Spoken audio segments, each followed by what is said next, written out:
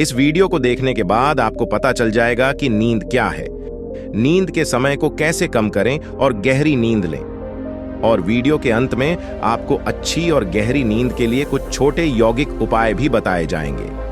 तो शुरू करते हैं एक कहानी से।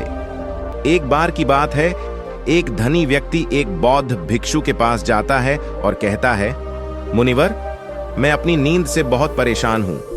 बहुत कोशिश करने के बाद भी मुझे देर रात तक नींद नहीं आती और रात को सोने से पहले सभी के विचार दुनिया भर में दौड़ते रहते हैं मन में। और सो भी जाता हूं तो रात भर करवटें बदलता रहता हूं और जब मैं सुबह उठता हूं तो मुझे अच्छा नहीं लगता। मैं थका हुआ और बेचैन महसूस करता हूं। कृपया आप मेरी इस समस्या का कोई समाधान बताएं। बौद्ध भिक्षु ने कहा, इससे पहले कि मैं आपको आपकी समस्या का समाधान बताऊं, मैं आपको गौतम बुद्ध की गहरी नींद के रहस्य के बारे में एक छोटी सी कहानी बताना चाहता हूं। उस व्यक्ति ने कहा, जैसी आपकी इच्छा। बौद्ध भिक्षु कहने लगे, तथागत गौतम बुद्ध जब सोते थे तो रात भर उसी अवस्था में रहते थे, कभी करवट नहीं बदलते थे। रात को जिस अवस्था में सोते थे सुबह तक उसी अवस्था में रहते थे। गौतम बुद्ध के एक शिष्य आनंद थे जो अक्सर उनके पास सोते थे।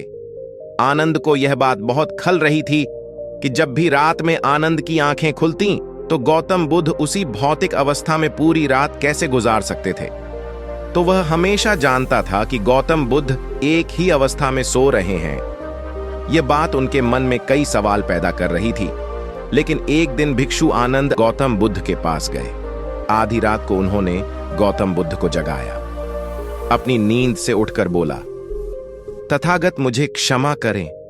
मुझे पता है कि यह आपसे प्रश्न पूछने का सही समय नहीं है, क्योंकि आप दिन भर चलते रहते हैं और लोगों को धर्म का ज्ञान देते हैं और उनकी समस्याओं का समाधान करते हैं। लेकिन मेरी जिज्ञासा इतनी बढ़ गई है कि मैं सुबह तक का इंतजार नहीं कर सकता। इसलिए कृपया मेरे प्रश्न का उत्तर दें और मेरी जिज्ञासा को शांत करें। भिक्षु आनंद ने आगे कहा, मैं पिछले 20 वर्षों से आपके साथ हूं और मैं देख रहा हूं कि आप पूरी रात एक ही अवस्था में बिताते हैं। आप जरा भी नहीं हिलते, तो क्या आप वास्तव में सोते हैं या आप नहीं सोते हैं? गौतम बुद्ध ने आनंद की ओर देखकर मुस्कुराते हुए कहा, मैंने अपने लिए सोने की सही मुद्रा खोज ली है। अब मुझे सोते समय हिलने डुलने की आवश्यकता नहीं है। मैं नींद में भी जागता रहता हूं जब तक मेरा शरीर सोता है, पर मैं जागता रहता हूं। सवाल यह नहीं है कि शरीर नींद की अवस्था में चलता है या नहीं, शरीर स्थिर अवस्था में क्यों नहीं रह सकता। वास्तविक कारण मन है। मन ही है जो शांत और स्थिर नहीं रह पाता, और यही कारण है कि हम नींद की अवस्था में भी अपने शरीर को हिलाते रहते हैं। लेकिन मैं इन सब बातों से परे आ गया हूं। अब मुझ में मन जैसा कुछ नहीं बचा। जब मैं सो जाता हूं तो मेरा शरीर मुर्दे जैसा हो जाता है, मन जैसा कुछ नहीं रहता। आनंद, क्या आपने कभी किसी मृत शरीर को अपनी अवस्था बदलते हुए देखा है? गहरी नींद की अवस्था में भी यह सारा काम हमारा मन ही करता है। एक बार मन स्थिर हो जाए, मन शांत हो जाए, तो आपका शरीर गहरे में चला जाएगा, लेकिन तुम भीतर से जाग जाओगे।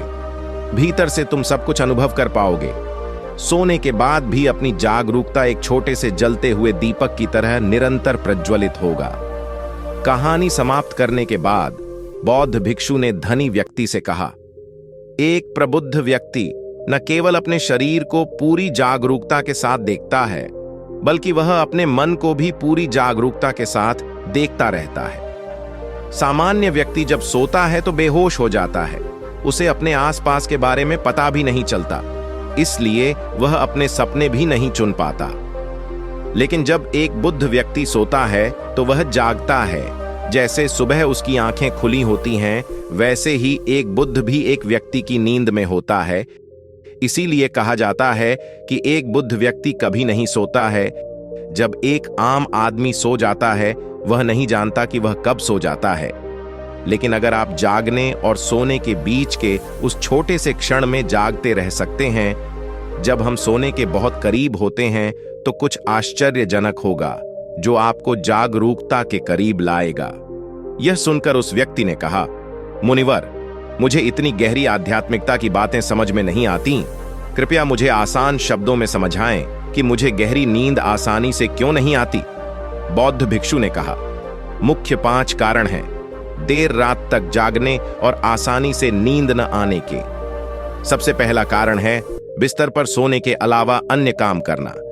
जैसे कई लोगों की आदत होती है कि वे बिस्तर पर ही खाना खाते हैं, बिस्तर पर बैठकर पढ़ाई करते हैं और ऐसे कई काम वे अपने शयन कक्ष में ही करते हैं। शयन कक्ष का अर्थ सोने का स्थान होता है, लेकिन लोग इसका प्रयोग अन्य कार्यों के लिए भी करते हैं, जिससे हमारे मस्तिष्क में शयन कक्ष का कोई निश्चित अर्थ नहीं होता है। इसलिए जब हम बिस्तर पर सोने जाते हैं तो हमारा मन पूरी तरह से स्वीकार नहीं करता है कि अब हमें सोना है, क्योंकि तुमने एक ही जगह पर दूसरे काम करने की आदत बना ली है। बौद्ध भिक्षु ने आगे कहा, बौद्ध आश्रमों में एक भिक्षु सुबह उठते ही अपना बिस्तर छोड़ देता है और फिर रात के समय ही वापस बिस्तर पर जाता है, जिससे उसके मस्तिष्क को पता चल जाता है कि बिस्तर पर जाने का मतलब है गहरी नींद। अच्छी और चैन की नींद न लेने का एक और कारण है सोने का एक निश्चित समय न होना।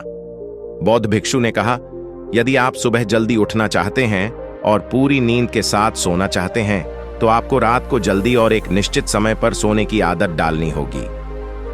बौद्ध आश्रमों में रहने वाले भिक्षु हमेशा प्रकाश लेते हैं, सोने से कुछ घंटे पहले निश्चित समय पर आसानी से पचने वाला भोजन करते हैं और प्रतिदिन निश्चित समय पर सो जाते हैं। तो इस तरह वे एक निश्चित दिनचर्या का पालन करते हैं। बौद्ध भिक्षु ने आगे कहा, गहरी नींद न आने और सुबह उठने पर अच्छा महसूस न करने का तीसरा कारण सोने से पहले नकारात्मक चीजों के बारे में सोचना है। जिस तरह के विचारों के बारे में सोचते हुए आप सोते हैं, जब आप अपनी आंखें खोलते हैं सुबह में, ये आपके दिमाग में आने वाले पहले विचार हैं। इसलिए जब आप नकारात्मक विचारों के साथ सोते हैं तो आप सुबह उन्हीं के साथ उठते हैं। बिस्तर पर लेटे जब हम सोने ही वाले होते हैं, तब हमारा अचेतन मन सबसे अधिक सक्रिय होता है और इस समय हम अपने अंदर जो विचार पैदा कर रहे होते हैं, हमारा अचेतन मन सीधे उन विचारों को स्वीकार करता है और उन्हें वास्तविकता में लाने की कोशिश करता है।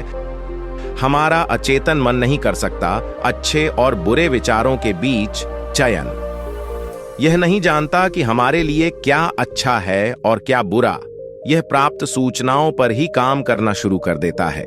इसलिए हमें सोते समय अपनी समस्याओं और नकारात्मक विचारों के बारे में सोचने के बजाय उन अच्छी बातों और विचारों के बारे में सोचना चाहिए जिसे हम अपने जीवन में पाना चाहते हैं। हमेशा रात को सोने से पहले और सुबह उठने के बाद उन बातों के बारे में सोचें जो आपके जीवन में एक सकारात्मक बदलाव ला सकती हैं। अच्छी और गहरी नींद न आने का चौथा कारण है गलत तरीके से सोना। बौद्ध भिक्षु ने कहा, आपने सुना होगा कि भारत में अक्सर यह कहा जाता है कि उत्तर की ओर सिर करके न सोएं।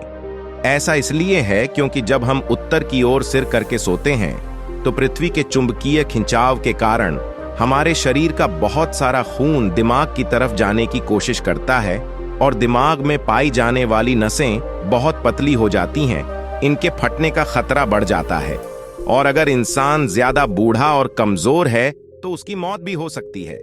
लेकिन आम तौर पर जो लोग उत्तर की ओर सिर करके सोते हैं वे सुबह उठते ही सिर में तनाव महसूस करते हैं और उन्होंने अपना पूरा समय व्यतीत कर दिया होता है रात बेचैन या करवट बदलना। दूसरी गलती जो लोग सोने के तरीके में करते हैं वह यह है कि वे किसी भी तरह से सो जाते हैं। उन्हें इस बात से कोई फर्क नहीं पड़ता कि उनकी रीढ़ की हड्डी सीधी है या नहीं, जबकि हमें कोशिश करनी चाहिए कि या तो हम सीधे सोएं या फिर बाईं ओर करवट लेकर सोएं। इससे शरीर के अंगों पर अतिरिक्त दबाव नहीं पड़ता है। सोते समय बहुत मोटे गद्दे का उपयोग न करें क्योंकि यह आपकी रीढ़ को मोड़ देता है और गहरी नींद में बाधा डालता है। साथ ही ज्यादा मोटे तकिए का इस्तेमाल न करें क्योंकि इससे आपकी गर्दन ज्यादा मुड़ जाती है और आपका शरीर तनाव महसूस करता है और इससे आपकी गहरी नींद में बाधा आती है।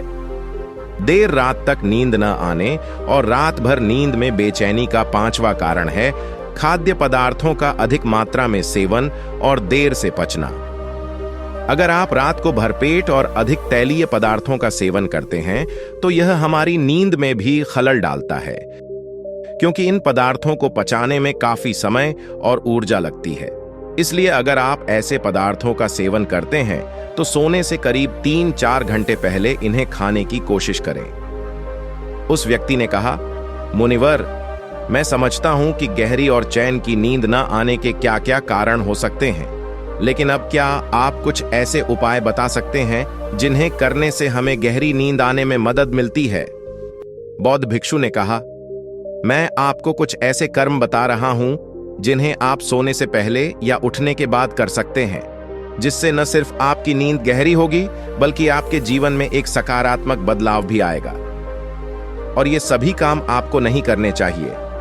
इनमें से जो भी 2-3 कार्य आपके लिए उपयुक्त हैं आप कर सकते हैं। सबसे पहले, सोने से पहले गुनगुने पानी से नहाने की कोशिश करें। नहाने से हमारा शरीर जागृत और तनाव मुक्त हो जाता है।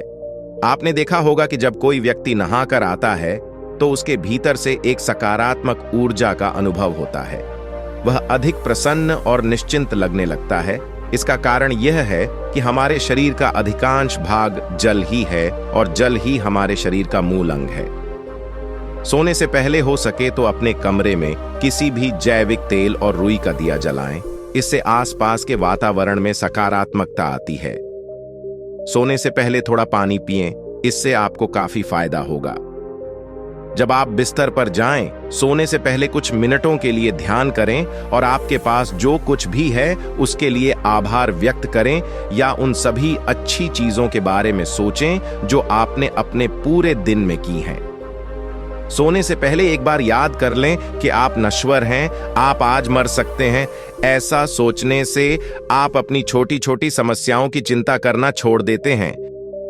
सुबह उठते ही अपने दोनों हाथों को आपस में रगड़कर अपनी आंखों पर रख लें। इससे आपका शरीर जागृत होता है और उठकर हमेशा दाहिनी करवट लें। हमेशा रात को जल्दी सोने की कोशिश करें ताकि आप सुबह जल्दी उठ सकें और पूरी नींद ले सकें। उस व्यक्ति ने बौद्ध भिक्षु को उसकी शिक्षा के लिए धन्यवाद दिया और वहां से चला गया।